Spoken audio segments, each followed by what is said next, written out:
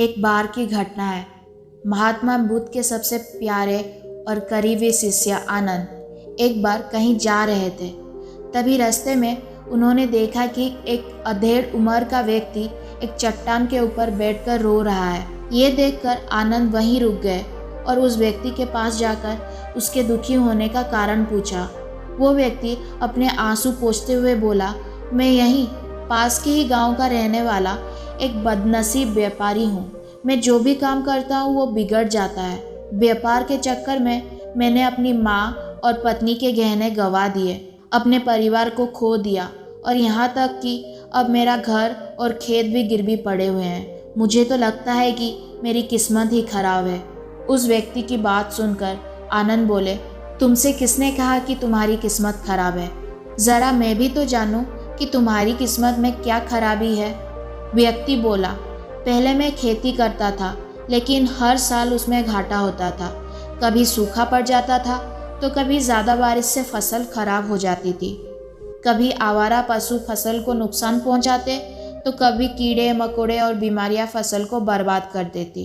खेती से मेरे परिवार का गुजारा ठीक से नहीं चल रहा था, जिससे परेशान होकर मैंने खेती करना छोड़ दिया और व्यापार करने का निश्चय किया।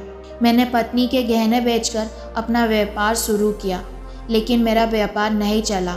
शुरू में तो मेरे परिवार वालों ने थोड़ी बहुत मेरी आर्थिक मदद की, मेरा साथ दिया, लेकिन जैसे जैसे मुझे नुकसान होने लगा, मेरे परिवार वालों ने भी मेरा साथ छोड़ दिया और मुझसे दूर हो गए। अब तो मुझे देखकर अपनी नज़रें फेर लेते हैं और मुझे अपने परिवार की गरीबी और दुर्दशा का जिम्मेदार ठहराते हैं। अब तो मुझे अपना जीवन ही व्यर्थ लगने लगा है। अक्सर मेरे मन में ख्याल आता है कि अपना जीवन ही ख़त्म कर लूं, और मैं आज यहाँ आत्महत्या करने ही आया था, लेकिन हिम्मत नहीं जुटा पाया, इसीलिए इस पत्थर पर बैठकर रो रहा था। दूसरी तरफ मेरा एक मित्र है। हम दोनों ने एक ही साथ व्यापार शुरू किया था, लेकिन वो आगे बढ़ गया और मैं पीछे रह गया।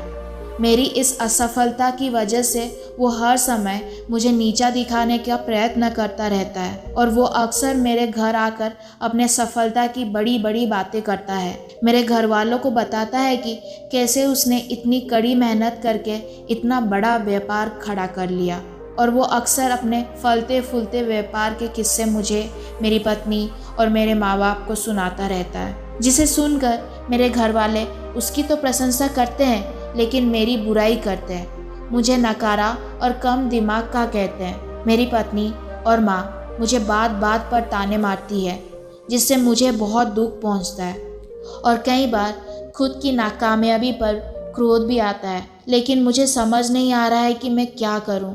ये सुन भिक्षु आनंद ने पूछा, तुम्हें किस बात का दुख होता है, अपने असफल होने का या फिर मित्र के सफल होने का? सवाल सुनकर वो व्यक्ति एक पल के लिए सोच में पड़ गया, फिर बोला, अगर सच कहूँ तो मुझे अपने असफल होने का उतना दुख नहीं होता जितना कि मित्र के सफल होने का होता है। भिक्षु आनंद ने अगला प्रश्न किया, अगर तुम्हारा मित्र व्यापार में असफल हो जाता और तुम सफल हो जाते तो क्या तुम खुश होते? व्यक्ति ने कहा, हाँ, मैं बहुत खुश होता। भिक्षु आनंद बोले, इसका मतलब कि तुम्हारी खुशी तुम्हारे मित्र पर निर्भर करती है। अगर वो चाहे तो तुम्हें खुश कर सकता है और अगर वो चाहे तो तुम्हें दुखी भी कर सकता है। तुम स्वयं से ना तो खुश हो सकते हो और ना ही दुखी हो सकते हो। भिक्षु आनंद की बातें सुनकर व्यक्ति थोड़ी देर के लिए सोच में पड़ गया और फिर बोला, आपकी बात सुनकर मुझे कुछ आशा बांध रही है। तभी आनंद ने कहा, जब हम किसी से आशा बांध लेते हैं तो उस पर निर्भर हो जाते हैं, फिर हमारी खुशी और दुख भी उसी पर निर्भर करने लगती है। इसीलिए सबसे बेहतर है कि तुम स्वयं से आशा बांधो। जब तुम ऐसा करोगे और साथ ही पूरी मेहनत और ईमानदारी से काम करोगे तो तुम्हें सफलता अवश्य प्राप्त होगी। तुम्हें लगता है कि तुम्हारा मित्र तुम्हें नीचा दिखाने आता है, दुखी करने आता है, पर अगर ईमानदारी से विचार करो तो वो बातें तो सच ही कहता है। वो अपने संघर्ष और अनुभव की बातें बताता है। तुम उन बातों से बहुत कुछ सीख सकते हो। तुम्हें तो इसके लिए उसका धन्यवाद करना चाहिए कि तुम्हें घर बैठे इतने सारे अनुभव मिल रहे हैं। तुम उन अनुभवों का लाभ उठाओ, नई शुरुआत करो। ईमानदारी से काम करते जाओ, हार मत मानो, एक दिन तुम्हें सफलता ज़रूर मिलेगी। आज तुम जिससे अपना बुरा वक्त या बुरी किस्मत कह रहे हो, एक दिन ये बदल जाएगी और इसी के साथ तुम्हारी सोच और विचार भी बदल जाएंगे। और देखना, जब तुम्हारा अच्छा समय शुरू हो जाएगा तब तुम्हारा मित्र भी तुम्हें अपनी सफलताओं की कहानियाँ नहीं सुनाएगा, तब वो तुम्हें अपनी असफलताओं और परेशानियों की बातें सुनाएगा, ताकि तुम उसकी बातें सुनकर भ्रमित हो जाओ, तुम्हारा आत्मविश्वास डगमगा जाए और तुम गलत निर्णय ले सको। लेकिन उस समय भी तुम्हें अपनी बुद्धि का प्रयोग करना होगा, स्वयं पर विश्वास रखना होगा। जिस प्रकार तुम्हारा मित्र आज तुम्हें दुखी करने आता है, वैसे ही वो उस समय भी तुम्हें दुखी करने आएगा, क्योंकि जिस तरह उसे दुखी देखकर तुम्हें मज़ा आता है, ठीक उसी तरह उसे भी तुम्हें दुखी देखने में उतना ही मज़ा आता है। व्यक्ति ने कहा, आपने सही कहा मुनिवर, लेकिन मेरा सबसे बड़ा दुख यह है कि मेरे परिवार के लोग भी इसमें शामिल हैं। वास्तव में तो अपने परिवार के लिए अच्छा करना चाहता था, उन्हें खुश रखना चाहता था, लेकिन वो भी मेरी बातों और भावनाओं को नहीं समझ रहे हैं, मुझे ही गलत कहते हैं और पिछले कुछ समय से तो वो मेरे साथ भी नहीं है। भिक्षु आनंद ने उस व्यक्ति को समझाते हुए कहा, हम हमेशा चाहते हैं कि हम जो कुछ भी करें लोग उसके लिए हमारी प्रशंसा करें, लेकिन आमतौर पर ऐसा नहीं होता है। लोग हमारे प्रयासों की तारीफ नहीं करते, जिससे हम दुखी हो जाते हैं। हमें लगने लगता है कि हमारे मित्र, रिश्तेदार, घर वाले सब स्वार्थी हैं। लेकिन अगर तुम किसी को अपना परिवार मानते हो और उसके लिए कुछ करना चाहते हो, तो फिर तुम ऐसा क्यों सोचते हो कि तुम दूसरों के लिए कुछ कर रहे हो? वास्तव में तुम अपनी खुशी के लिए कुछ कर रहे हो, क्योंकि उन्हें खुशी देखकर तुम्हें खुशी होती है। अगर ऐसा करते समय तुम मान कर चलते हो कि तुम दूसरों के लिए कुछ कर रहे हो, तो तुम दुखी रहोगे। लेकिन अगर तुम्हें लगता है कि तुम स्वयं के लिए कुछ कर रहे हो, तो तुम खुश रहोगे, क्योंकि जब हम स्वयं के लिए कुछ करते हैं या करना चाहते हैं, तो हमें इसके लिए सांत्वना की ज़रूरत नहीं पड़ती। भिक्षु आनंद की ये बातें सुनकर उस व्यक्ति के चेहरे के भाव पूरी तरह से बदल गए।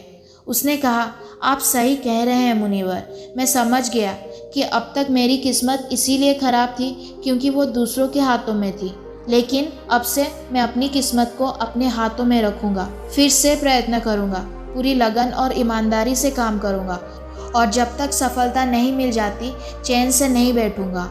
उस व्यक्ति की बात सुनकर भिक्षु आनंद मुस्कुराए और उसे एक छोटी सी डिबिया देते हुए कहा, इस डिबिया को हमेशा अपने साथ रखना। इसमें एक ऐसा मंत्र है जो तुम्हें बड़े से बड़े दुख से भी बाहर निकाल लेगा। लेकिन इस डिबिया को तभी खोलना जब तुम्हारे सारे रास्ते बंद हो जाएं, कोई उम्मीद नज़र ना आए और तुम्हें लगने लगे कि सब व्यर्थ है, ये दुनिया व्यर्थ है और यहाँ रहना भी व्यर्थ है। व्यक्ति ने भिक्षु आनंद का धन्यवाद किया और उस डिबिया को लेकर अपने घर वापस आ गया। उसने नए उत्साह के साथ दोबारा अपने व्यापार की शुरुआत की और इस बार उसका व्यापार चल पड़ा। अपनी मेहनत और लगन के बल पर बस कुछ सालों में वो एक बड़ा व्यापारी बन गया। उसके परिवार वाले भी उसके साथ आ गए और उसका जीवन बहुत ही सुख, शांति और समृद्धि के साथ बीतने लगा। लेकिन समय और किस्मत के खेल को आज तक ना कोई समझ पाया है और ना ही कोई समझ पाएगा। ये सदा एक जैसा नहीं रहता, ये बदलता रहता है। उस व्यक्ति के जीवन में बदलाव आया। वो व्यक्ति जिस राज्य में रहता था, वो राज्य पर पड़ोसी राज्य के राजा ने हमला कर दिया। उस हमले और लूटमार में उस व्यक्ति का सारा धन भी लूट गया। उसकी दुकानें और घर सब जला दिया गया। जान बचाने के लिए उसको अपने परिवार के साथ वहां से भागना पड़ा। व्यक्ति अपने परिवार के साथ कई दिनों तक इधर उधर भटकता रहा। वो दाने दाने को मोहताज हो गया। उसका बच्चा बीमार हो गया और इलाज के अभाव में बीमारी से बुरी तरह तड़पने लगा। ये देखकर उसका हृदय चित्कार कर उठा। उसके पास अपने बेटे के लिए इलाज और परिवार को खिलाने के लिए धन के नाम पर एक सिक्का भी नहीं था। वो अंदर से बुरी तरह से टूट गया था। ऐसे में उसे एक बार फिर से निराशा ने घेर लिया। उसे लगने लगा कि उसका जीवन व्यर्थ है, सारी दुनिया व्यर्थ है। लेकिन तभी अचानक उसे भिक्षु आनंद द्वारा दी गई डिबिया की याद आई। उसने बड़ी उत्सुकता के साथ उसे खोला। उस डिबिया के अंदर एक पर्ची रखी थी। उस पर्ची पर कुछ लिखा हुआ था। उस पर्ची को पढ़कर उसकी आंखों के सामने छाया हुआ निराशा का अंधेरा छट गया और वो एकदम से मुस्कुरा उठा। उस पर्ची पर लिखा था, ये वक्त भी गुजर जाएगा।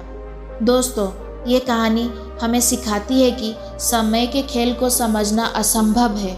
यह हमेशा बदलता रहता है। इसीलिए बुरी परिस्थितियों में हमें अत्यधिक निराश नहीं होना है, आत्मविश्वास बनाए रखना है, क्योंकि समय बदलता ज़रूर है। आज बुरा है तो कल अच्छा ज़रूर आएगा।